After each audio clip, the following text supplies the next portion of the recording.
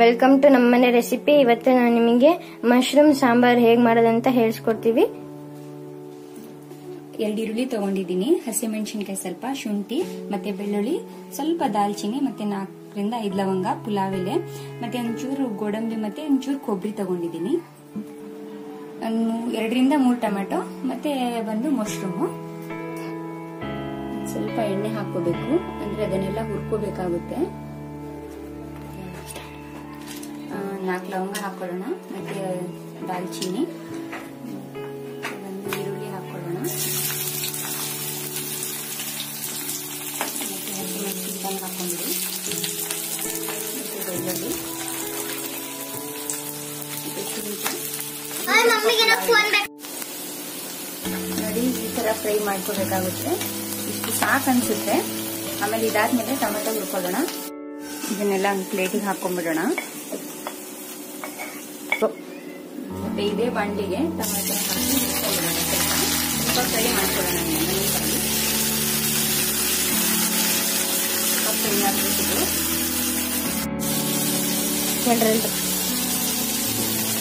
ಸ್ವಲ್ಪ ಕರಿಬೇವು ಹಾಕೋಬೇಕು, ಮತ್ತೆ ಗೋಡಂಬಿ ಮತ್ತೆ ಕೊಬ್ಬರಿನ ಇದೆಲ್ಲ ಹಾಕೊಂಡು ಹುರ್ಕೊಂಡ್ಬಿಡಿ.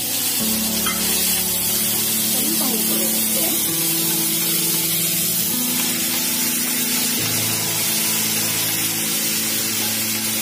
ಇಷ್ಟೇ ಸಾಕು. ಇದನ್ನ ಆಫ್ ಮಾಡ್ಬಿಡೋಣ ಈಗ. ಮತ್ತೆ ಇದರಲ್ಲಿ ಹಾಕೊಂಡ್ಬಿಡೋಣ. ಹಾಕೊಂಡಿದ್ದೀವಿ ವಾಪಸ್. ಇದನ್ನೇ ಮಿಕ್ಸಿ ಜಾರಿಗೆ ಹಾಕೊಂಡ್ಬಿಡಿ. ಇದನ್ನೆಲ್ಲ ನೀಟಾಗಿ ರುಬ್ಕೊಂಡ್ಬಿಡೋಣ.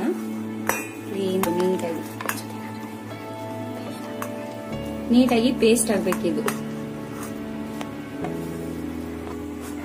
ಒಗ್ಗರಣೆಗೆ ಸ್ವಲ್ಪ ಸಾಸಿವೆ ತಗೋಬೇಕು, ಆಮೇಲೆ ಜೀರಿಗೆ ಒಂಚೂರು, ಈರುಳ್ಳಿ ಮತ್ತೆ ಸ್ವಲ್ಪ ಹಸಿಮೆಣಸಿನಕಾಯಿ, ಗರಂ ಮಸಾಲ ಮತ್ತೆ ಜೀರಿಗೆ ಪುಡಿನ ತಗೋಬೇಕಾಗುತ್ತೆ. ಸ್ವಲ್ಪ ಎಣ್ಣೆ ಹಾಕೊಳ್ಳೋಣ ಒಗ್ಗರಣೆಗೆ, ಸಾಕಿಷ್ಟು. ಮತ್ತೆ 1 ಸ್ಪೂನ್ ತುಪ್ಪ, 1 ಸ್ಪೂನ್ ತುಪ್ಪ ಹಾಕೊಂಡ್ಬಿಡಿ. ಟೇಸ್ಟಿಗಷ್ಟೇ ಇದು ತುಪ್ಪ.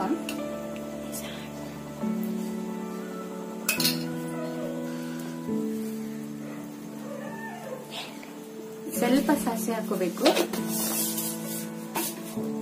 ಸ್ವಲ್ಪ ಜೀರಿಗೆ, ಸ್ವಲ್ಪ ಒಂದು ಚಿಟಿಕಿನ ಕಡಿಮೆ. ಸ್ವಲ್ಪ ಫ್ರೈ ಆದ್ಮೇಲೆ ಹಸಿಮೆಣಸಿನಕಾಯಿ ಹಾಕೊಳ್ಳಿ.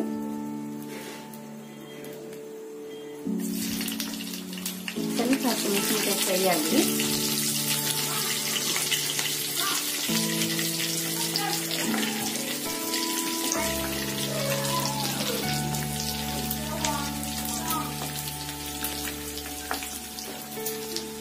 ಹಸಿಮೆಣಸಿನಕಾಯಿ ಸ್ವಲ್ಪ ಫ್ರೈ ಆದ್ಮೇಲೆ ಈರುಳ್ಳಿ ಹಾಕೊಳ್ಳೋಣ.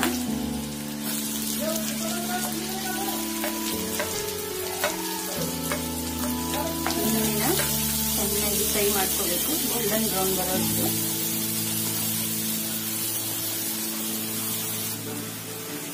ಸ್ವಲ್ಪ ಫ್ರೈ ಆದ್ಮೇಲೆ ಮಶ್ರೂಮ್ ಹಾಕೊಳ್ಳೋಣ. ಇದಕ್ಕೇನೆ ಮಶ್ರೂಮ್ ಹಾಕೊಂಡು ಫ್ರೈ ಮಾಡ್ಕೊಳ್ಳಿ ಚೆನ್ನಾಗಿ. ನೀಟಾಗಿ ಫ್ರೈ ಆಗ್ಬೇಕಿದು. ಸ್ವಲ್ಪ ಫ್ರೈ ಆಗಲಿಕ್ಕೆ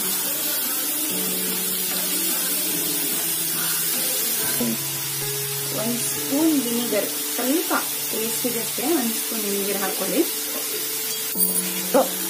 ಸ್ವಲ್ಪ ಅರಿಶಿನ ಪುಡಿ ಹಾಕೊಳ್ಳೋಣ.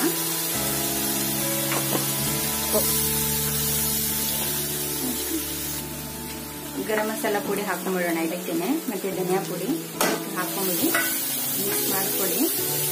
ಮತ್ತೆ ರುಬ್ಬಿದ ಮಿಶ್ರಣ ಕೂಡ ಹಾಕೊಂಡ್ಬಿಡೋಣ.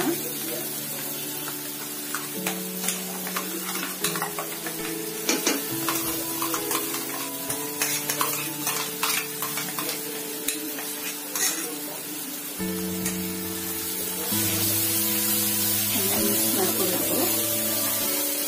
ನಿಮಗೆ ಖಾರ ಏನಾದ್ರೂ ಕಡಿಮೆ ಅನ್ಸಿದ್ರೆ ಮೇಲಿಂದ ಒಂದ್ ಸ್ವಲ್ಪ ಖಾರ ಪುಡಿನೂ ಕೂಡ ಹಾಕೋಬಹುದು.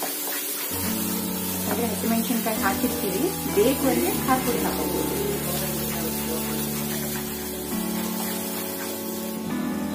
ರುಚಿಗೆ ತಕ್ಕಷ್ಟು ಉಪ್ಪು ಹಾಕೊಳ್ಳಿ. ಚೆನ್ನಾಗಿ ಮಿಕ್ಸ್ ಮಾಡಬೇಕು. ಇದನ್ನ ಸ್ವಲ್ಪ ಫ್ರೈ ಆಗ್ಬೇಕಿದು. ಅದಾದ್ಮೇಲೆ ನೀರು ಹಾಕೊಂಡ್ಬಿಡೋಣ. ನೋಡಿ ಈ ತರ ಫ್ರೈ ಆಗಿದೆ. ಇದಕ್ಕೆ ನೀರು ಹಾಕೊಂಡ್ಬಿಡೋಣ.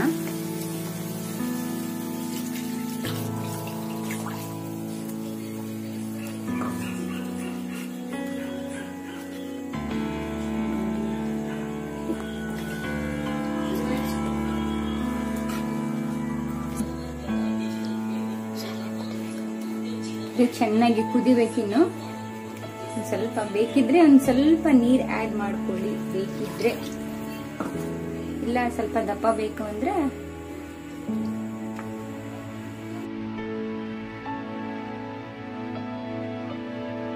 ಇದಕ್ಕೆ ಕೊತ್ತಂಬರಿ ಹಾಕ್ಬಿಡೋಣ ಸ್ವಲ್ಪ. ಪೂರಿ ಜೊತೆಗೆ, ಚಪಾತಿ ಜೊತೆಗೆ, ಇಲ್ಲ ಮುದ್ದೆ ಜೊತೆಗೆ ಅಥವಾ ರೊಟ್ಟಿ ಜೊತೆಗಾದ್ರೂ ತಗೊಂಡು ತಿನ್ಬಹುದು. Thank you for watching.